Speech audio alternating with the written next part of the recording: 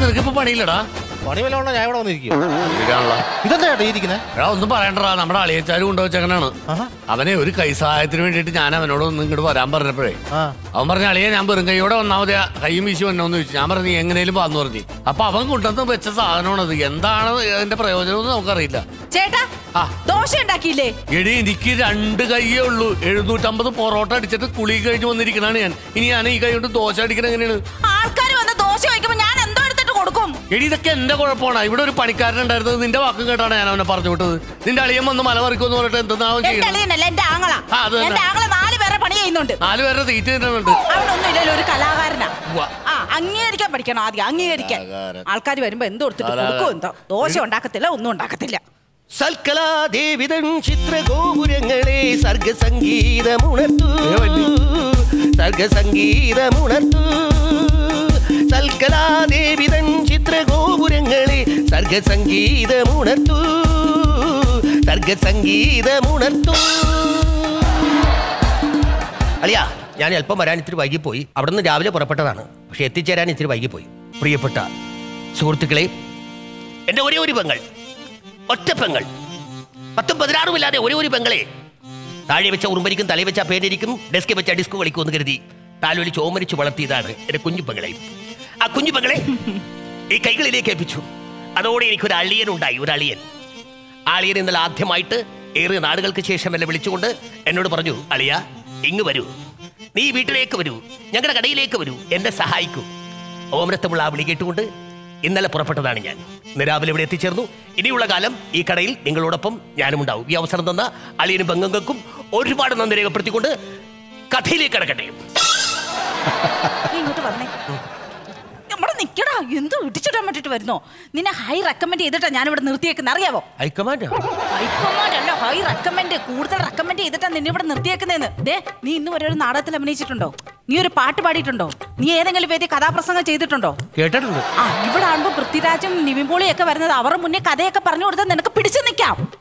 അതുകൊണ്ടാണല്ലോ ഞാൻ വന്നത്. ഒരുപാട് സാമൂഹിക രംഗത്തെ പ്രമുഖരും പ്രതിഭകളൊക്കെ ഇവിടെ വരുന്നു, ചായ കുടിക്കുന്നു.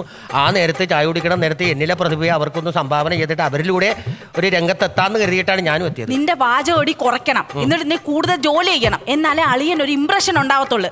അത് നീ നേടിയെടുക്കണം. എന്റെ പൊന്നളിയ, 10 പൈസയുടെ കച്ചവടം ഉണ്ടാവുന്ന സമയമാണ്. അളിയനെ ഉപദ്രവിക്കരുത്. ഇടയ്ക്കൊരു പാട്ട് പാടുന്നത് ഉപദ്രവമാണ് അളിയ. പാട്ട് പാടിക്കോ, നീ വേണമെങ്കിൽ അവിടെ പോയി ഒറ്റക്ക് നിന്ന് പാടിക്കോ. ഈ ആൾക്കാർ ചായ കുടിക്കാൻ വന്ന നേരത്ത് നീ അതിന്റെ ഇടയിൽ നിന്നിട്ട് നീ കഥ പറയലും പാട്ട് പാടലൊന്നും വേണ്ട. മോഹങ്ങൾ മുരടിച്ചു, മോതിര കൈ മുരടിച്ചു, മനസ്സു മാത്രം മുരടിച്ചില്ല, മുരടിച്ചില്ല.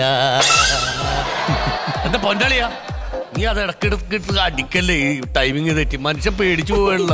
എന്റെ ചേട്ടാ, അവൻ ഇവിടെ നിന്നോട്ടെ. ഒരു എന്റർടൈൻമെന്റ് എന്തായാലും വേണമല്ലോ. ചേട്ടൻ കണ്ടിട്ടില്ലേ വലിയ വലിയ ബാർ ഹോട്ടലുകളിലും മറ്റേ റെസ്റ്റോറന്റിലും ഒക്കെ ക്യാബറ ഡാൻസ് ഒക്കെ കളിക്കുന്ന കണ്ടിട്ടില്ലേ ആൾക്കാര്? എന്താ നീ ഇവിടെ നിന്ന് ക്യാബറ കളിക്കടി? അങ്ങനെയാണോ ചേച്ചി കളിക്കട്ടെ, ഞാൻ ടിപ്പും തരാം. നീ ആദ്യം ചായ കുടിച്ച 10 രൂപ കൊടുക്കാൻ നോക്കി. ടിപ്പിന്റെ കാര്യം പറഞ്ഞു തന്നെ. പെങ്ങളെ ചായ എടുത്തോ. എന്താ കഴിക്കാൻ വേണ്ടത്? കഴിക്കാൻ ചായ ഉണ്ടോ? ചായ ഉണ്ട്. ചായ എന്ന് പറയുമ്പോൾ നമുക്കറിയാം, മൂന്നാറിന്റെ മലമുകളിൽ നിന്നും ഹരിതവർണ്ണങ്ങൾ പൂശി നിൽക്കുന്ന ആ തേയില. മൃദുലമായ തന്റെ കരങ്ങൾ കൊണ്ട് അതിസുന്ദരിയായ ഒരു യുവതി അത് പറിച്ചെടുത്ത് അത് ഉണക്കി അത് പൊടിച്ച് അത് ചൂടുവെള്ളത്തിലിട്ട് തേയിലയാക്കിയ ചായ വേണോ, അതോ യന്ത്രവൽകൃതമായ യന്ത്രങ്ങളുടെ സമൂഹത്തിൽ നിന്നും പുഷ്പിച്ച പൊടിയാക്കി മാറ്റിയ കാപ്പിയിട്ട മധുരമിട്ട് ചായ കാപ്പി വേണോ? അതാണ് എനിക്ക് പൊറോട്ട മതി. പൊറോട്ട എന്തിനാണ് വെറുതെ വലിച്ചു കയറ്റുന്നത്? പൊറോട്ട എന്ന് പറഞ്ഞു കഴിഞ്ഞാൽ അമേരിക്കക്കാരും നമ്മുടെ ബ്രിട്ടീഷുകാരും നമ്മുടെ ഭാരതത്തിലേക്ക് കയറ്റി വിട്ടിരിക്കുന്ന പശയല്ലേ? ആ പശ കൊണ്ടല്ലേ നമ്മൾ ഇലക്ഷൻകാരൊക്കെ പോസ്റ്റർ അടിക്കുന്നത്? ആ പോസ്റ്ററല്ലേ നമ്മൾ വലിച്ചു വാരി പൊറോട്ട അടിക്കുന്നത്? കമത്തിയിട്ട് മലത്തിയിട്ട് ഏറ്റവും കൂടുതൽ അടിച്ചമർത്തപ്പെട്ട വിഭാഗമാണ് പൊറോട്ട. പൊറോട്ട തിന്നണോ? പൊറോട്ട അൾസറും ക്യാൻസറും വാങ്ങണോ? പൊറോട്ട വേണ്ട, പൊറോട്ട വേണ്ട, ക്യാൻസർ. പൊറോട്ട എടുത്ത് എനിക്ക് വേണ്ട, ക്യാൻസർ ഉണ്ടാവും. എനിക്ക് വേണ്ട. കൊച്ചോടനെ പിടിക്കാൻ വന്നോണോ കൊച്ചോടെ കൊളയാൻ വന്നവനോടാ നീ? ഞാൻ കഴിച്ചായിരുന്ന? ഇല്ലളിയ, ഒന്നും കഴിച്ചില്ല. അതിരാവിലെ കാലിയായ ഒരു വയറാണ്. ആ വയറിനുള്ളിലേക്ക് എന്തെങ്കിലും ഒന്ന് കടന്നു പോകണം, ഇല്ലെങ്കിൽ വിശപ്പ് കൊണ്ട് നിൽക്കാൻ പറ്റില്ല, ആരോഗ്യം നഷ്ടമാകുളിയാ. മനസ്സിലായി. എന്താ എന്ത് കഴിക്കാനുള്ളത്? പൊറോട്ട. വേറെ ഒന്നുമില്ല? ഒന്നുമില്ല. ചപ്പാത്തി ഇല്ല. പുട്ട് ഇല്ല. ദോശ ഇല്ല. ഇഡ്ഡലി ഇല്ലെന്ന്. ജർമ്മനി ഒന്നുമില്ല. ഒന്നുമില്ല. ഓ, പൊറോട്ട മാത്രമേ ഉള്ളൂ. പൊറോട്ട മാത്രമേ ഉള്ളൂ അല്ലേ? 2 പൊറോട്ട തിരിച്ചാലോചിച്ച് ഇപ്പൊ നീ ആരായി?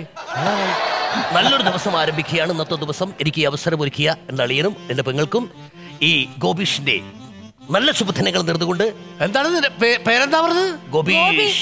ഗോപി നല്ല പേര്. ഞാനൊരു ഇഷ്യൂ ചേർത്തളിയാ. ശ്രീ ഗോപീഷ്. ഗോപീഷ് അല്ല, നീ കബീഷാണ്. നീ നിന്റെ കയ്യിലിരിപ്പ് സ്വഭാവം ഒക്കെ കൂടി. ഞാനിവിടെ നിൽക്കണോ പോണോ? എടാ ഇവിടെ വലിയ പണികളൊന്നും ഇല്ല. നീ ആണെങ്കിൽ രാവിലെ ഒരു കാണാൻ വരുന്നേ വേണം വരുന്നേ കൂടൊരു മാടനുണ്ടേ കൂട്ടരും കൂടെയുണ്ടേ. കാണാൻ വരുന്നേ വേണം വരുന്നേ കൂടൊരു മാടനുണ്ടേ കൂട്ടരും കൂടെയുണ്ടേ. കാടനാണോ പറഞ്ഞത്? കാടയുണ്ട്, കോഴിയുണ്ട്, പോത്തുണ്ട്, എന്ത് സാധനമുണ്ട്. നിങ്ങൾക്ക് ഇഷ്ടപ്പെട്ട എല്ലാം ഉണ്ട്. ഞാൻ പെണ്ണ് കാണാൻ പോയ സമയത്ത് ഇവിടെ വന്നിട്ടാണ് ആദ്യം ചായ കുടിക്കും. ഓ ആണോ? വേറെ ആളായിരുന്നല്ലോ, വേറൊരു അന്ന് വേറെ. ഇത് നമ്മുടെ അളിയനാണ്. അളിയനാ? ആഹാ, നമസ്കാരം. പുള്ളിക്ക് ഈ കഥ പറയുന്ന ചെറിയൊരു അസുഖമുണ്ട്. വേറെ കുഴപ്പമൊന്നുമില്ല. ഗോപീഷ്. ഗോപീഷ് കഴിക്കും നിങ്ങള്. കല്യാണം കഴിച്ചല്ലേ? കല്യാണം കഴിച്ചു. പെണ്ണ് കാണാൻ പോയപ്പോ അതിന്റെ ഐശ്വര്യം ഉണ്ട്. നല്ല കുട്ടിയാണ്. എവിടെയാണ് ഇപ്പൊ സാറിന്റെ വീട്? എന്റെ വീട് കോട്ടയം. എട്ടിലെ കോട്ടയത്തൊരു മൂത്ത പിള്ളേച്ചൻ 90 കഴിഞ്ഞപ്പോ പെണ്ണ് കെട്ടാൻ പോയി. എട്ടിലെ കോട്ടയത്തൊരു മൂത്ത പിള്ളേച്ചൻ 90 കഴിഞ്ഞപ്പോ പെണ്ണ് കെട്ടാൻ പോയി. 90 കഴിഞ്ഞപ്പോഴല്ല, 26 വയസ്സിലാണ്. 26 ആണെങ്കിലും ഇപ്പോഴൊരു 16ന്റെ ലുക്കാണ്. എവിടെയാണ് മേഡത്തിന്റെ സഹോദരിയുടെ വീട്? എന്റെ വീട് ആലപ്പുഴ. ആലപ്പുഴ പട്ടണത്തിൽ അതിമധുരം വിതറിയോളെ കണ്ണങ്ങനക്കഥ പറഞ്ഞു കടങ്കഥയിൽ മറമുറിഞ്ഞു ഒളിപ്പിച്ച് കാണുന്നതേ കൂട്ടനാട്ടുകാരി. ശരിക്കും പറഞ്ഞാൽ ഞാൻ ആദ്യമായിട്ടാണ് ഈ ഇണകളെ കാണുന്നത്. അതായത് ചേരുംപടി ചേർന്ന 2 യുവ മിഥുനങ്ങളെ ഞാൻ കാണുന്നത് എന്റെ ജീവിതത്തിൽ ആദ്യമായിട്ടാണ്. എനിക്ക് ഈ അവസരം ഒരുക്കി തന്ന എന്റെ പെങ്ങൾക്കും സഹോദരിക്കും എന്തും ഈ ഹൃദയത്തിന്റെ ഭാഷയിൽ നന്ദിയും സ്നേഹവും കടപ്പാടും രേഖപ്പെടുത്തിക്കൊണ്ട് ഇവർക്ക് ഞാൻ എന്ത് വേണമെന്നൊന്ന് ചോദിച്ചോട്ടെ. എന്താ വേണ്ടത്? കഥ നടക്കട്ടെ, ഞങ്ങൾ പോയിട്ട് പിന്നെ വേറെ ദിവസം വരാം. എന്താ വേണ്ട സാർ? എനിക്ക് ബർഗർ മതി. ബർഗർ ഉണ്ടോ? വൾഗർ ആയിരുന്നു, പക്ഷേ അളിയൻ പറഞ്ഞു ഇവിടെ വൾഗറായിട്ട് പെരുമാറുന്നത് കുറച്ച് നല്ല ഡീസന്റ് ആയിട്ട് നിൽക്കണമെന്ന് പറഞ്ഞു. ബർഗർ ഉണ്ടോ അളിയ? ഇല്ല, ബർഗർ ഒന്നുമില്ല. ഇപ്പൊ തീർന്നേ ഉള്ളൂ. 2 പേരും ഒന്ന് കൊണ്ടുവന്നേ ഉള്ളൂ.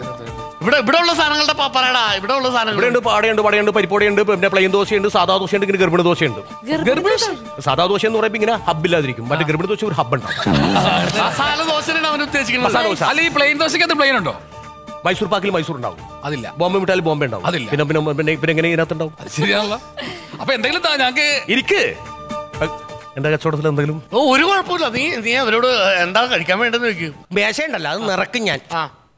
സാറേ, ഉത്തപ്പം വേണോ മോനെ, പുട്ടു വേണോ, ഇത്താക്ക് ചേട്ടൻ ചുട്ട ദോശ വേണോ? ഉത്തപ്പം വേണോ മോനെ, പൊണ്ട വേണോ, ഇത്താക്ക് ചേട്ടൻ ചുട്ട പുട്ടു വേണോ? കടല പരിപ്പും കൂട്ടി പയറും കിഴങ്ങും കൂട്ടി ഉണ്ണാണ പാൽ പായസം. പെണ്ണെ തിന്നെ തിന്നു വെണ്ണേ, പെണ്ണെ തിന്നി തിന്നു വെണ്ണേ. ഉത്തക്കും ചേട്ടൻ ചുട്ട പുട്ടു വേണോ, ഇത്താക്ക് ചേട്ടൻ ചുട്ട പുട്ടു വേണോ? കടലും പരിപ്പും കൂട്ടി പയറും കിഴങ്ങും കൂട്ടി പാലാണം പാൽ പായസം. എന്തായാലും കൊള്ളാം കേട്ടോ സംഭവം. നിങ്ങൾ ഇങ്ങനെ ഒരാളിനെ കൊണ്ട് നടത്തിയത് ഒരു എൻജോയ്മെന്റ് ആയി. നിങ്ങൾ പ്രേമിച്ചാണോ കല്യാണം കഴിച്ചത്? ഞങ്ങൾ ഭയങ്കര പ്രണയമായിരുന്നു. പ്രേമം എന്ന് പറയുമ്പോൾ നമ്മുടെ മനസ്സിലേക്ക് ഓടിയെത്തുന്നത് പ്രണയത്തിന്റെ മറ്റൊരു പര്യായമായ ലൗവിലേക്കാണ്. പ്രകൃതി സുന്ദരമായ പ്രശാന്ത രമണീയമായിട്ടുള്ള കളകളും മുഴുവൻ അരുവികളും കുളങ്ങളും പാടിശേഖരങ്ങളും വയലുലകളും താളിയുലകളും മുട്ടക്കുന്നുകളും ഇവിടെ നാഴികളും ഇവിടെ വഴികളുമുള്ള സമ്പൽ സമൃദ്ധമായി വിഭവ സമൃദ്ധമായ ഒരു കൊച്ചു ഗ്രാമം. പ്രണയത്തിന്റെ പ്രേമത്തിന്റെ പാരമ്യം മെഥയിലെത്തിയിരിക്കുന്ന 2 കവിതാക്കളുടെ കഥ പറയുകയാണ് ഞാൻ. ഈ അവസരം ഞാൻ അതിനുവേണ്ടി ഉപയോഗിക്കുകയാണ്. അവർ പ്രേമിക്കുന്നു, പ്രണയിക്കുന്നു. ജനനിബിഡമായിട്ടുള്ള വർണ്ണശബളമായിട്ടുള്ള ഒരു കൽക്കട്ട നഗരം. ചെമ്മൽ മാതം നീണ്ടു കിടക്കുന്നു. അണ്ണാമ്പര പോലെ 2 റെയിൽവേ ട്രാക്ക് കിടക്കുന്നു. അതിലൂടെ നമ്പർ 20 മദ്രാസ് മെയിൽ കടന്നു പോകുന്നു. ആ കമ്പാർട്ട്മെന്റിന്റെ ഒരു മൂലയിൽ ഒരു കോണിൽ ഒരു പെൺകുട്ടി ചിന്താവിഷ്ടയായ ശ്യാമളയെ പോലെ സംസാരിച്ച് കളിച്ചും ചിരിച്ചു പിരിക്കുന്നു. അവളെ പ്രേമിക്കാൻ ഒരുപാട് പേർ, അതിലേക്കാറേറെ അവൾ പ്രേമിക്കുന്നവർ. അവസാനം ആ വീട്ടുകാരറിഞ്ഞു. അച്ഛൻ പറഞ്ഞു, മകളെ ഇത് വേണ്ട, അതൊക്കെ ഉപേക്ഷിക്കൂ, ഇത് ഉപേക്ഷിക്കൂ എന്ന് പറഞ്ഞ് സകല ബന്ധങ്ങളും മാറ്റിവെച്ചുകൊണ്ട് അതിസുന്ദരി എന്ന് പറയാം, സ്വഭാവം തീരെ മോശമായിട്ടുള്ള സകല ഗുണഗണങ്ങളും മാറ്റിവെച്ച് ദുർഗുണത്തിന്റെ പാഠശാലയിൽ പഠിച്ചു വളർന്ന ഒരു കൊച്ചു സുന്ദരിയെ ഒരു മണഗുണാഞ്ചൻ, ഒരു വെട്ടാവളിയൻ, ഒരു മണ്ടം വന്ന് കിട്ടിക്കൊണ്ടുപോയി. ഇന്നവൻ നല്ല നിലയിലാണ്. അവനൊരു കൊച്ചു സ്ഥാപനം നടത്തും. ആ സ്ഥാപനത്തിൽ എന്റെ പെങ്ങൾ സുഖമായിട്ട് കഴിയുന്നു. ആരുടെ കഥയുണ്ട് അളിയ നീ പറയണത്? അളിയന്റെയും പെങ്ങളുടെയും. ഇറങ്ങടി എന്റെ കുടുംബത്തിൽ നിന്ന്. ചേട്ടാ അതൊരു വെറും കഥയല്ല, അവന്റെ അനുഭവമാണ് പറഞ്ഞത്. അപ്പൊ ഇത്രയും നീ പലരുടെയും പിന്നാലെ നടന്നിട്ടാണ് അവസാനം എന്റെ തലയിലേക്ക് കെട്ടിവെച്ചതല്ലേ? സത്യമായിട്ടും മിണ്ടിപ്പോരുത്. ചേട്ടാ ഇവിടെ ഇറക്കി വിട്ടോ. ഇപ്പൊ ഇറങ്ങണം. എനിക്കറിയില്ല. അവനെ വിളിച്ചോണ്ട് എങ്ങോട്ടെങ്കിലും പോയി. ചേട്ടാ അങ്ങനെ പറയല്ല ഏട്ടാ, ഞാൻ കാല് പിടിക്കേട്ടാ. കാലും പിടിക്കണ്ട, കയ്യും പിടിക്കണ്ട. ഇറങ്ങിക്കോളൂ കൊടുത്തു. ഇറങ്ങി കൊടുത്തു. എവിടെ നശിപ്പിച്ചല്ലോടാ എന്റെ ജീവിതം, നീ നശിപ്പിച്ചില്ലടാ. ഇതിനാന്ന് വന്നിട്ട് ഞാൻ സപ്പോർട്ട് ചെയ്ത് ഇത്രയും നേരം നിന്നത്. അല്ല ചെറിയൊരു ഒരു മിസ്റ്റേക്ക് എവിടെയോ കഥ മാറിപ്പോയി. എന്റെ ജീവിതം നീ നശിപ്പിച്ച കുളത്തോടിയിലൂടെ പൊന്നുകാല. ഇനി നിനക്കെന്തെങ്കിലും പറയാനുണ്ടാടാ? ഇതോടുകൂടി എന്റെ കഥ കഴിഞ്ഞു.